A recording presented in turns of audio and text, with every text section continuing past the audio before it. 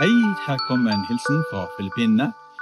Vi nærmer oss jul igjen, og juleaksjonen er i gang sånn som vi pleier.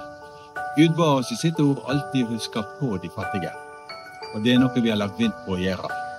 Juleaksjonen er veldig god hjelp for de aller fattigste, der vi gir julekurver, eller matposer, til de aller fattigste.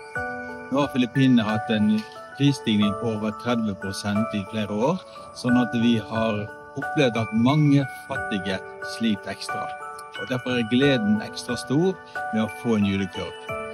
Og når vi på denne måten demonstrerer Guds kjærlighet med å gi dem litt ekstra mat, så vil de også lettere kunne ta imot den egentlige julegaven, som er frelse ved Jesus Kristus, sånn at budskapet kan nå inn til hjertene.